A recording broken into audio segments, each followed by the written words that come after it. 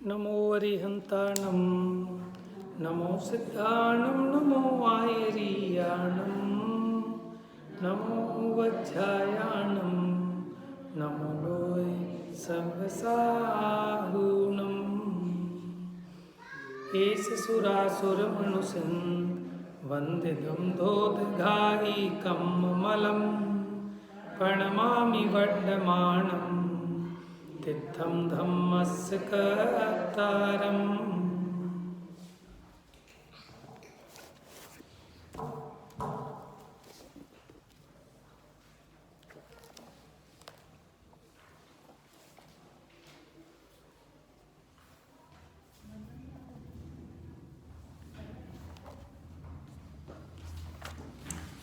गाथा नंबर 65 देखते हैं। पढ़ चुके हैं, एक बार थोड़ा सा फिर से उसका रिवीजन कर लेते हैं।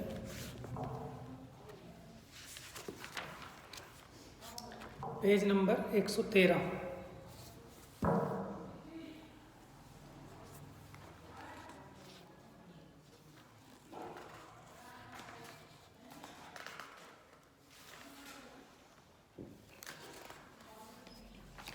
पप्पा इट्ठे विषये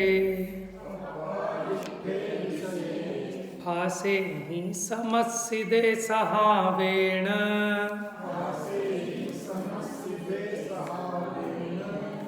परिणममाणो अप्पा स्वयमेव सुहं न हवति देहो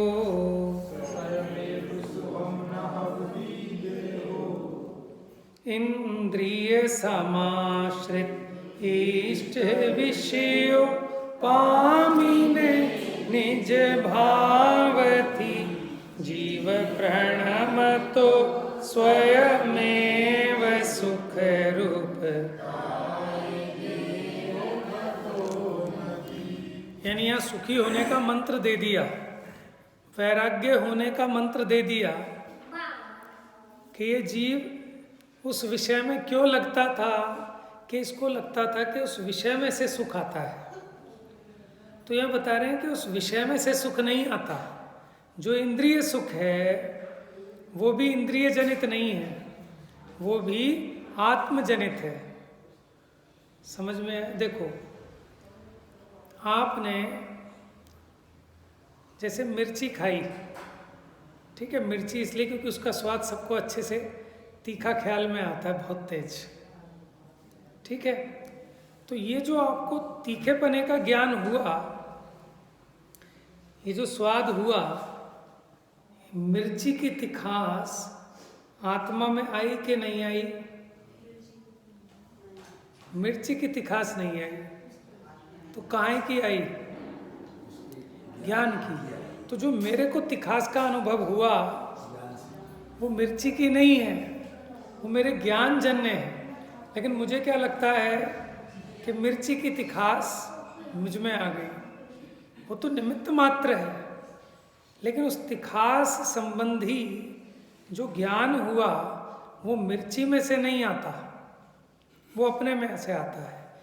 क्योंकि अगर मिर्ची की तिखास मुझ में आ जाए, वो तो पुद्गल का गुण है, तो आत्मा पुद्गल हो जाए। जो चरचराहट है वो पुद्गल का गुण है। जैसे खट्टा, मीठा, कड़वा, कषायला, चरपरा, ये पुद्गल का गुण है। तो पुद्गल को छोड़कर आत्मा में नहीं आ सकता। तो आत्मा बर्फी का स्वाद लेता है, ये व्यवहार से भले ही कहो, लेकिन ये बर्फी का स्वाद ले नहीं सकता। ये जानता है ज्ञान से। तो वो जो स्वाद आया वो बर्फी का नहीं आया, वो ज्ञान का आया। लेकिन इसको क्या लगता है कि बर्फी में से आया, बर्फी का आया। तो इसलिए ये स्वाद लेने के लिए बारंबार उन विषयों की तरफ दौड़ता है। और जब इसको समझ में आए कि जिस स्वाद को, जिस सुख को मैं ये समझ रहा था कि इंद्रियों में से आ रहा है, इंद्रियों के विषयों में से आ रहा है, वो वहाँ से नहीं आ रहा, वो यहाँ से आ रहा है। माने यहाँ जो तृप्ति होती है उससे इसको कुछ क्षण का सुख का सा आभास होता है, इच्छा के मिटने से। लेकिन लगता क्या है कि उस पदार्थ में से आया। हमने कहा आप वहाँ नहीं, यहाँ बैठो, नहीं माना। फिर हमने दोबारा कहा समझ में नहीं आया, वहाँ नहीं, यहाँ बैठो आगे, फिर नहीं वो सुने। ठीक है, फिर हमने तीसरी बार कहा कि यहाँ नहीं, यहाँ बैठ, तो बैठ गया। तो हमें सुख का सा आभास होता है कि क्यों हो गए आप सुखी? क्या उसके वहाँ से वहाँ बैठने से सुखी हो गए क्या? क्यों हुआ? कि आपको जो इच्छा जगी थी कि ये चीज़ ऐसे नहीं ऐसे होनी चाहिए, उस इच्छा से दुखी थे, और वो इच्छा आपको क्षण के लिए शांत हो गई, तो आपको वो आकुलता जितने देर के लिए रुकी उतने देर निराकुलता, सुख का सा आभास होता है। तो अब ये बताओ कि ऐसे समस्त विश्व के पदार्थों को मैं अपने हिसाब से परिणमन कराऊं तब मैं शांत होऊंगा, ये तो कोई उपाय नहीं है। अब वस्तु व्यवस्था को समझ लो और ये समझ लो कि परद्रव्य के परिणमन से मेरा सुख दुख नहीं है। मेरा सुख दुख मेरी मान्यता से है। अपनी मान्यता से दुखी होता है, अपनी मान्यता से सुखी होता है। आज इसके मन में आया कि मूंग की दाल खाएंगे पतली पानी वाली, तो वो बन जाए तो सुखी मानता है, ना बन जाए तो दुखी मानता है। इसके मन में आया कि आज मूंग की दाल है बहुत गंदी है, बिल्कुल नहीं खानी, और वो मिल जाए तो दुखी मानता है। तो स्वयं अपनी मान्यता से सुखी दुखी होता है, किसी पर पदार्थ के परिणमन के कारण सुखी दुखी। तो जब तक ये बात समझ में नहीं आएगी, इसको सच्चा वैराग्य हो ही नहीं सकता। जब तक इसको ये लगेगा ना कि 5 इंद्रिय के विषयों में से आनंद आ रहा है, तो 5 इंद्रिय के विषय बाहर में भले छुटे हुए दिखें, लेकिन अंदर में उनका राग नहीं छुटेगा। इसको क्या लगेगा, आज तो मैं खाली खाली, माने इसने किसी चीज़ का त्याग कर दिया 10 लक्षण में, तो इसको रूखा रूखा लगेगा, सूखा सूखा लगेगा। क्यों? क्योंकि इसको लग रहा है कि अब अगर वो विषय नहीं है तो फिर सुख भी नहीं है। और जिसको समझ में आए कि सुखी होने का संबंध विषयों से नहीं है, विषय तो सुख के घातक हैं, अपना जो स्वाधीन सुख है उसके घातक हैं। देखो, जैसे किसी को नशा करने की आदत पड़ गई, स्मैक की, ठीक है, चरस गांजा अफीम की, तो उसे जब थोड़ी सी वो मिलती है ड्रग्स, तो उसे बड़ा आनंद होता है। हमें और आपको तो नहीं होता, तो हम तो दुखी हैं, और वो कहता है हाँ मैं स्वर्ग में पहुंच गया। थोड़ा सा नशा करते ही उसको कैसा महसूस होता है कि मैं स्वर्ग में पहुंच गया है। तो ये सब उसका कपोल कल्पित है, भ्रम जनित है। असली सुख तो वो है कि जिसको परेशानी नहीं है। और वो जैसे देखो, आप खुद ही तो अपने आप बहुत सारे ऐसे काम बिगाड़ लो, फैला लो, और दुखी हो गए। अब फिर इन काम को समेट कर सुखी हो गए। ये तो क्या समझदारी है। ऐसे ही ये जीव स्वयं अपने मन में 5 इंद्रियों के विषयों के भोगने की इच्छा जगाता है, और अगर वो उसका समागम मिल जाए तो भीतर में सुख का सा अनुभव करता है। तो ये सुख आता अपने में से ही, अपनी मान्यता में से ही आया, वो पदार्थ में से सुख आ नहीं सकता। देखो, जिस रसगुल्ले में से सुख आता है ऐसा मानते थे, वो रसगुल्ला मुंह में रखा था, इतने में फ़ोन आ गया कि फैक्ट्री में 20 लोग आ गए इनकम टैक्स का छापा मारने। तो मुंह में रसगुल्ला है और बड़े अपने स्वाद का बनवाया है, अपने हिसाब का ऐसा चीज़ है, ठीक है। अब बताओ, मुंह में रसगुल्ला है, अब उसका स्वाद आएगा कि नहीं आएगा? कहाँ गया उसका स्वाद? अगर रसगुल्ले में से स्वाद आता है तो वो तो मुंह में रखा है, कहाँ गया उसका स्वाद? अंदर ही हो रहा ना, बाहर लग रहा है। तो उसे थूकेगा तो कोई नहीं, उतारेगा तो अंदर ही, लेकिन कोई मज़ा ही नहीं आएगा। तो मज़ा कहाँ से आता है? अच्छा, आप संतुष्टि के साथ आराम से नितराम होकर, फ्री होकर भोजन करो तो आनंद आता है। और दुकान पे बैठे बैठे ग्राहकों की लाइन खड़ी हो, कोई उधर से कुछ पूछ रहा हो, कोई उधर से, भैया मेरा राशन तोल दो, मेरा सौदा तोल दो। अब आप खा भी लोगे फटाफट फटाफट, वही स्वादिष्ट चीज़ है, लेकिन आपको उसमें मज़ा ही नहीं आएगा। तो मज़ा निराकुलता का नाम है। और आकुलता वो दुख है। इसको अगर ऐसा समझ में आ जाए तो इसको ये बात समझ में आएगी कि मेरा सुख तो स्वाधीन है, मुझे इंद्रियों की पराधीनता नहीं है सुखी होने के लिए, है। तो वो बात यहाँ कहते हैं। देखो हिंदी की गाथा का पद्यानुवाद भी पढ़ता हूँ।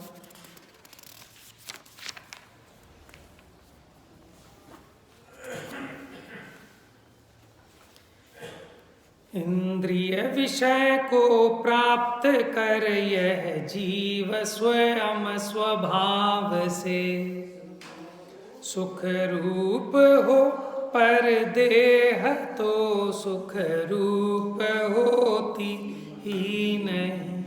ये देह ना तो सुख रूप होती है और ना दुख रूप होती है। ये जीव स्वयं ही अपने स्वभाव से सुख रूप होता है और दुख रूप होता है। लेकिन पता नहीं सब भ्रम हो गया, और वो भ्रम भी ऐसे ही नहीं हुआ। वो अनादि से ही इन इंद्रियों के साथ इसकी मैत्री है, क्योंकि इसका जितना दर्शन ज्ञान का प्रवर्तन है वो इन इंद्रियों के माध्यम से है। इसलिए इसको उन इंद्रियों में आसक्ति बनी रहती है।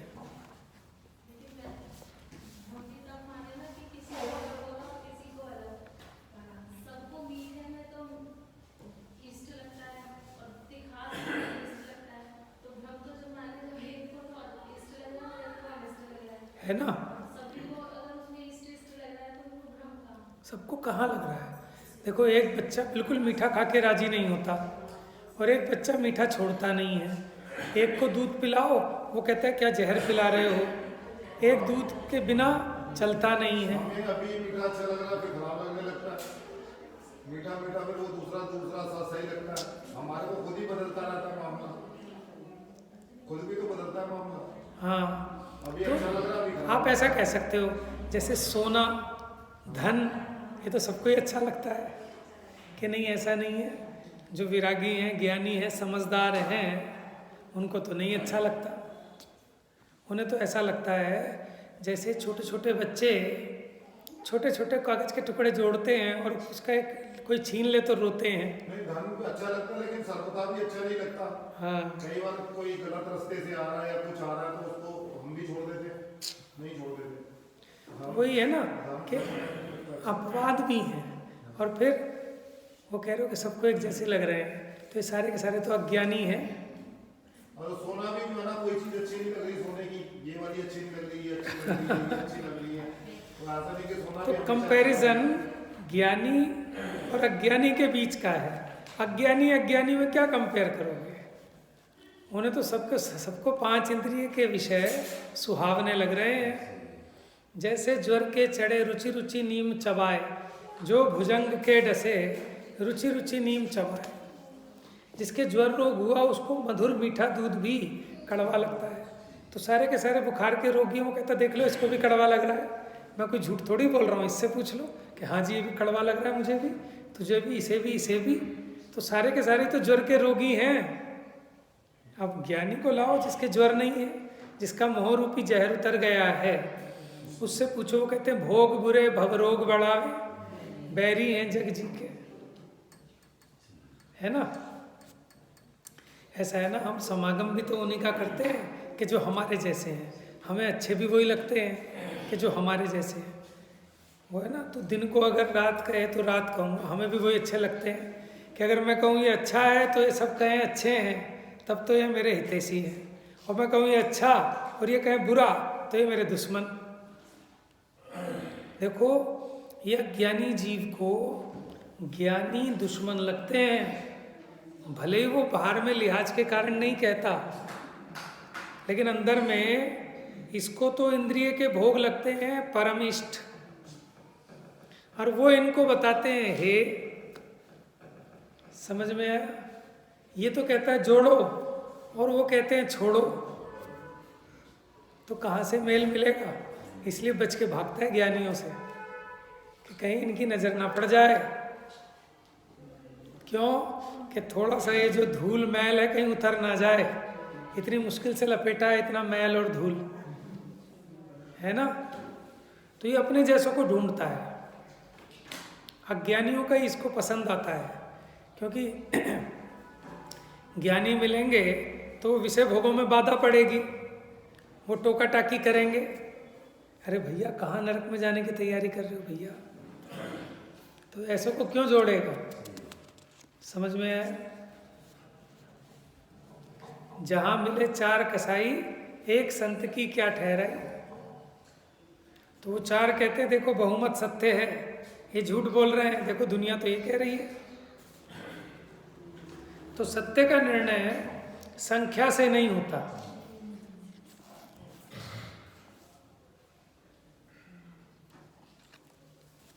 तो बड़ी गजब की गाथा है। तो इसमें से बात निकल के आ रही है कि जो इंद्रिय सुख है ना, वो इंद्रिय सुख नहीं है, वो भी अतीन्द्रिय है। अतीन्द्रिय माने आत्मा।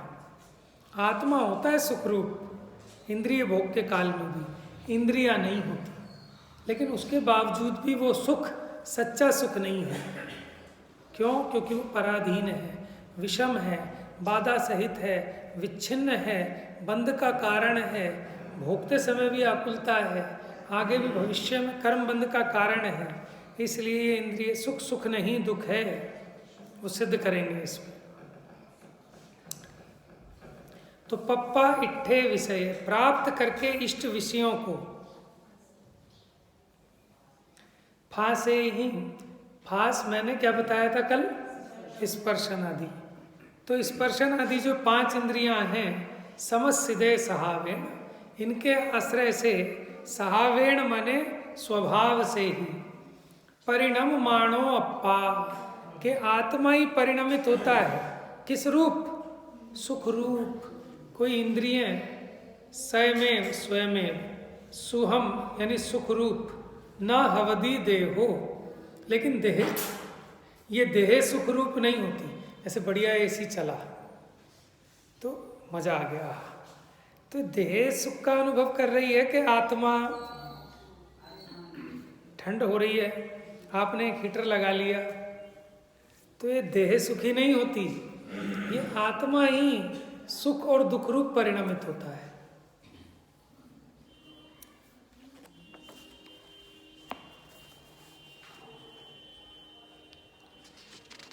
तो सिद्ध दशा में तो शरीर है ही नहीं, लेकिन संसार दशा में भी जो शरीर है ना, वो शरीर सुख का कारण नहीं। सिद्ध भगवान को तो इंद्रियां है ही नहीं, तो उनको तो इंद्रियां सुख की कारण नहीं। लेकिन यह कह रहे हैं जिसको इंद्रियां है ना, उसको भी जो सुख है वो इंद्रियों का नहीं है, वो स्वयं से, स्वभाव स्वयं सुख रूप परिणमित होता है।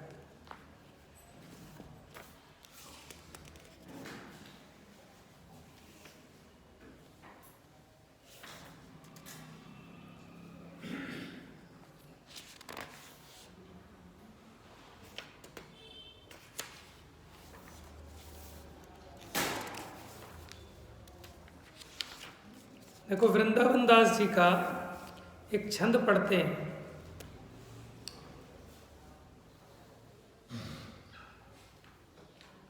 सर्वथा प्रकार देवलोक हूँ मैं देखिए तो, देह ही चिदात्मा को सुख नहीं करे है।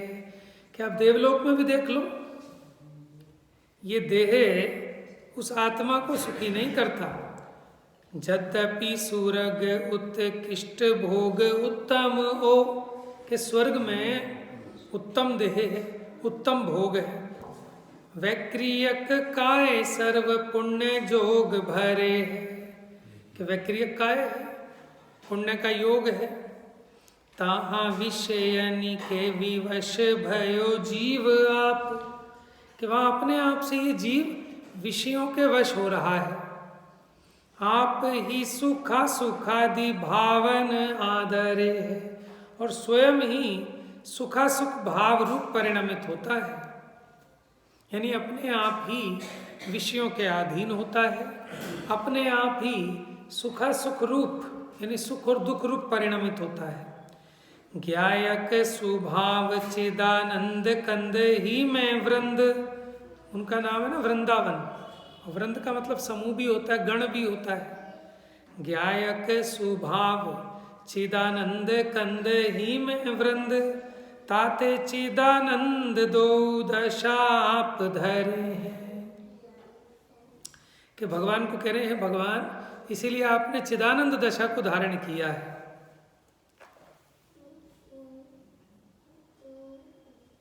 अच्छा, ताते चिदानंद, चिदानंद माने आत्मा, दो दशा, कौन सी दोनों दशा? सुख रूप भी और दुख रूप भी।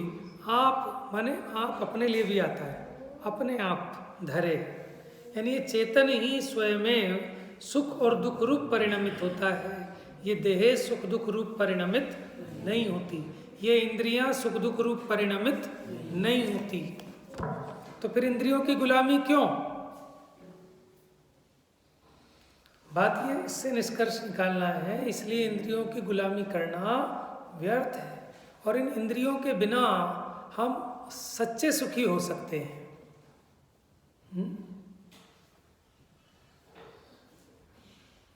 देखिए प्रवचन सार जी में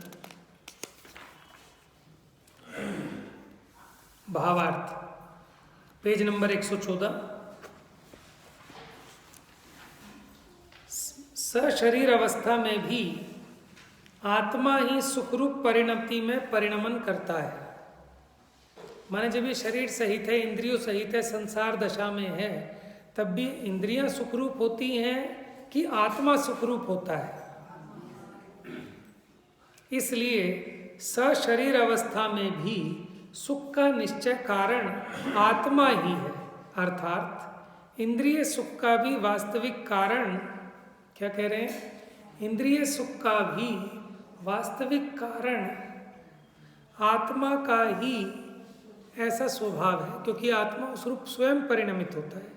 लेकिन ये उसका शुद्ध स्वभाव नहीं कहलाएगा, ये अशुद्ध स्वभाव कहलाएगा, क्योंकि इंद्रियों के आश्रय से मैं सुख का अनुभव करूं ऐसा मेरा स्वरूप। लेकिन ये अशुद्ध भाव है जीव का, कि भोजन किया, आह मजा आ गया। ये जो आह मजा आया, ये भोजन में से नहीं आया। समझ में अगर आया होता तो सबको आना चाहिए था। तो ये जो मजा आया, ये कहाँ से आया? कि स्वयं इसका सुखी होने का स्वभाव है, लेकिन इसको खाकर सुखी होए ये स्वभाव भाव नहीं है, ये विभाव भाव है। इसलिए इसको कह रहे हैं अशुद्ध स्वभाव है। अशुद्ध स्वभाव में परिणमित आत्मा ही स्वयं इंद्रिय सुखरूप होता है, इंद्रियां सुखरूप नहीं होती। समझ में आया? अच्छा एक बात बताओ, उस दिन में बताया था, वो उदाहरण सही है, उसमें यही है कि मदिरा को पीता हुआ भी, कि जो विरक्त भाव से मद्यपान करता है उसको नशा नहीं चढ़ता। और एक था जैसे वैद्य विष खाता हुआ भी मरण को प्राप्त नहीं होता। तो जो विरक्त भाव से मदिरा भी पीता है उसको उसका फल नहीं होता। तो वहाँ ये कहते हैं कि वो जो मदिरा है वो ये जीव को गाफिल नहीं करती, ये स्वयं गाफिल होता है। क्यों? अगर मदिरा गाफिल करती होती तो जिस बोतल में वो मदिरा है पहले वो बोतल झूमनी चाहिए थी, लेकिन वो तो नहीं झूमती। उसको दिखाई दे रही झूम रही है। नशा वाले को तो विरक्त भाव से कोई मदिरापान करे, कर भी कैसे सकता है? वैसे तो जबरदस्ती कोई कर सकता है, जबरदस्ती वाला वही ना, कोई विरक्त भाव से अथवा दवाई आदि के रूप में ना चाहते हुए भी, क्योंकि उन दवाइयों में भी अल्कोहल होता है ना, लेकिन वो रो रो के पीता है, उतना नशा नहीं होता। कोई भी पिएगा उसको तो नशा तो होगा ही। लेकिन हमें भी ये बात समझ में नहीं आती थी उसमें गाथा में।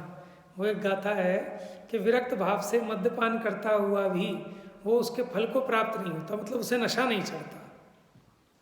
अब आचार्य देव ने मूल गाथा लिखी है, लेकिन यह लौकिक में दिखाई देता है कि अभी बिल्कुल नशे में झूल रहा था, ठीक है ना, लेकिन अभी उसके इनकम टैक्स वाले आ गए छापा मारने, ठीक है, अभी पुलिस वाले ने एक कान पे उसके रख दिया, या अभी कोई यहाँ पिस्तौल लगा दे, 1 मिनट में उसका नशा उतरता है। अब पूछ के देखेंगे और जो पीने वाले हैं उनसे,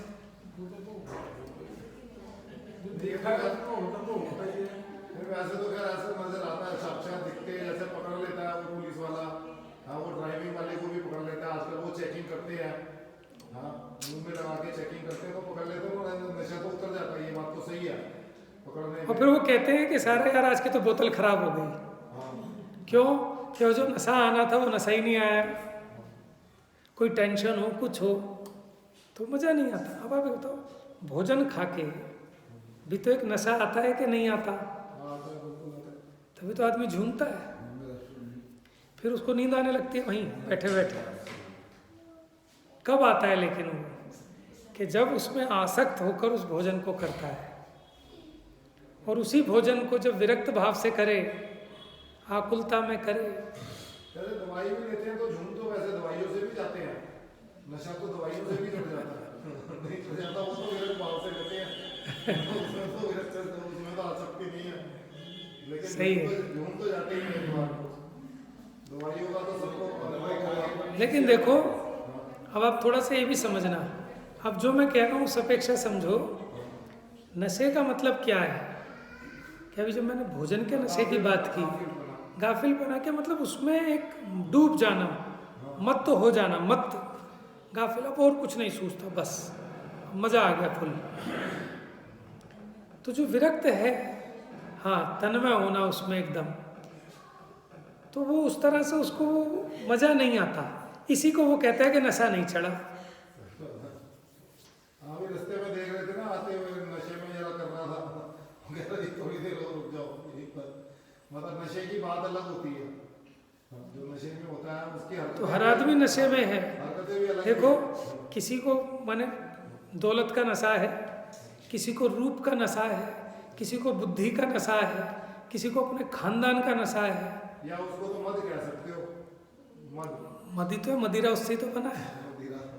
मद शब्द मत्त से बना है, ठीक है ना? माने उसमें उन्मत्त हो गया, बावला हो गया है, तो पागल हो जाएगी। और दुनिया आप देखो सुबह से शाम तक, आप एक बार शांत बैठ के देखना या टीवी पे देखो कि कैसे दिल्ली भाग रही है, पागलों की तरह सब भागे जा रहे हैं, उधर से उधर, उधर से इधर, उधर से उधर, स्कूटर पे जा रहा है, उधर ही आ रहा है, और सुबह से शाम तक पिले पड़े हैं चरखे में। तो सब नशे में ही तो हैं अपने। किसी को कमाने का नशा, किसी को उड़ाने का नशा, किसी को कोई नशा, सबके अपने अलग अलग नशे हैं। समझ में आया ना? तो क्या कह रहे थे यहाँ?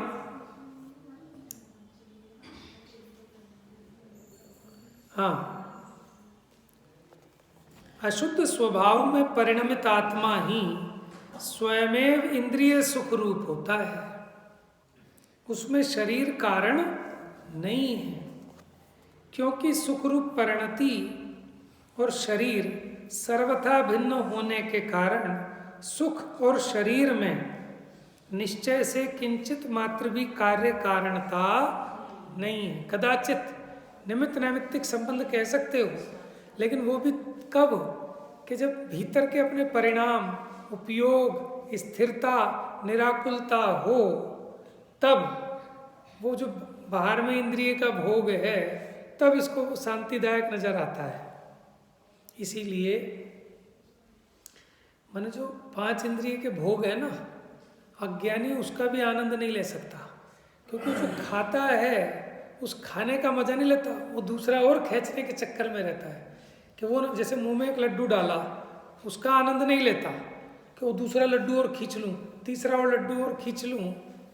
इसी आकुलता में वो उसका स्वाद भी नहीं ले पाता। तो स्वाद भी वही ले सकता है कि जो थोड़ा निराकुलित हो, कि जो कहे बस और नहीं चाहिए। लेकिन जीव की इच्छा कैसी है? खाने का स्वाद तो ले ही नहीं रहा कि मुझे 10 खाने हैं, तो फटाफट 1 खाना है, 2 खाना, खाने की टेंशन है, खाने का मजा कहाँ है? जैसे भंडारे में देखा है, एक खा नहीं पाए और दूसरा रख दिया और कहाँ खाने का मजा लेता है वो? खाने का मजा कब आता है? कि निराकुलता से। बस 1 रोटी मिली तो बस ये हमें और नहीं चाहिए, और जिसको एक रोटियां खत्म ना हो जाए तो वो खाने का मजा कहाँ ले पाएगा? समझ में? तो फिर रोटी में से मजा कहाँ आ रहा है? आकुलता में से दुख आ रहा है और निराकुलता में से सुख आ रहा है। जगत में भी अभी जो सोचे कि सर मुझे धन चाहिए ही नहीं, मुझे ऐशो-आराम चाहिए ही नहीं, तो वो सुखी है, उससे बड़ा कोई सुखी नहीं है। वह ना चाहा गई चिंता मिटी, मनवा बेपरवाह, जिनको कुछ नहीं चाहिए वो शाहान के शाह। वो राजा से भी बड़े हैं। राजा को भी काय को नमस्कार करेंगे कि राजा से वो डरे जिसे कुछ राजा से चाहिए हो। बनारसी दास जी ने लिखा था ना कि आस वो करे अकबर की जिसे कुछ आस हो जीवन की, और हमें जिसे कुछ आस नहीं है वो तो दिगंबर की आस करेगा, पैगंबर की क्यों करेगा, उसकी अकबर की क्यों करेगा। अर्ध कथानक है उनका, उसमें है, ढूंढ के पढ़ के बताएंगे आपको। बनारसी दास जी का एक अर्ध कथानक है। अर्ध कथानक क्या होता है कि जैसे उन्होंने माना कि 100 साल की उम्र होगी, तो जब वो 50 साल के हुए तब उन्होंने एक कथानक लिखा, अपने जीवन की सारी सच्चाई लिख दी। और इतनी ईमानदारी से कोई नहीं लिखता।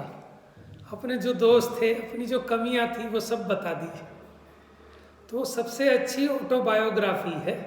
वो तो क्या है कि हम लोगों को वहाँ वो स्थान नहीं देते, नहीं तो इससे बढ़िया आज तक किसी ने ऑटोबायोग्राफी नहीं लिखी होगी अर्ध कथा में।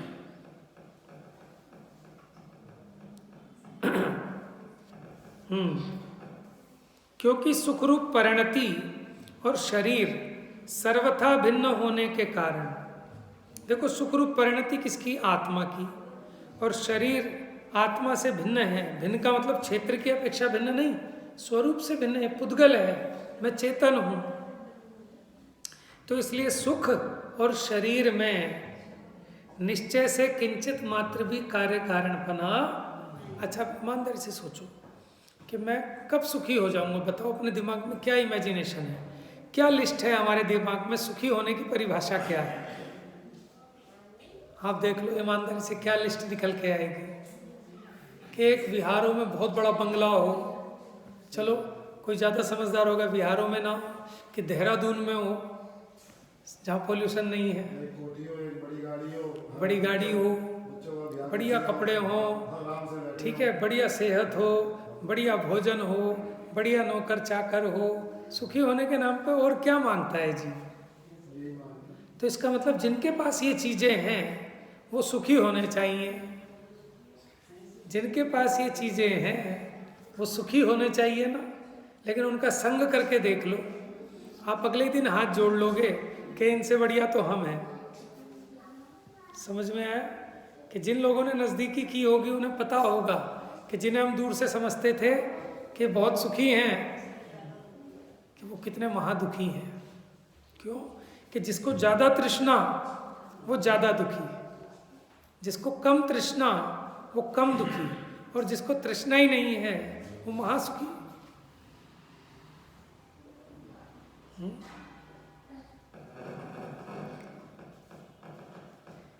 देखो दिन छिपने वाला है और आप यात्रा में हैं। अब सुबह का भोजन पचा नहीं है, वो ऐसे ही रखा है, लेकिन इसको विकल्प है कि शाम का भोजन भी तो करना है, वो भी तो एक ड्यूटी है, टाइम टेबल है।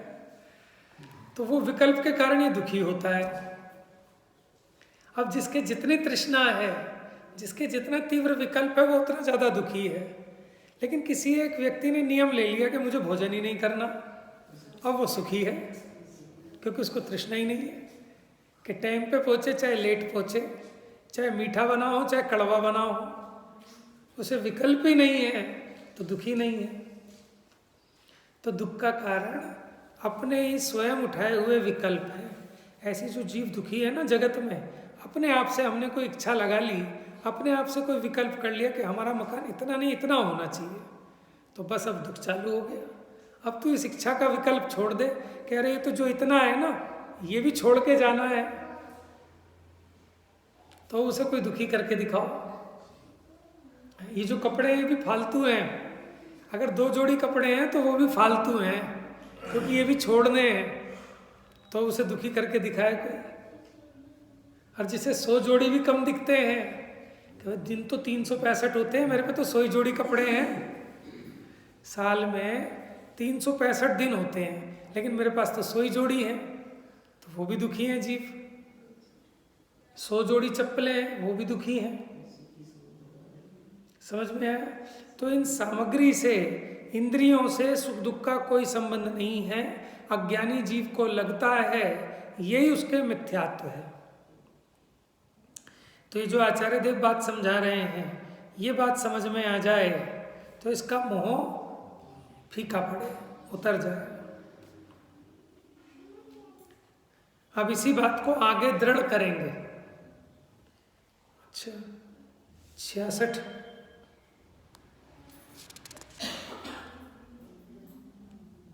कल लेंगे। अभी 66 नंबर गाथा, अब यही प्रकरण चलना है 8-10 गाथाओं में।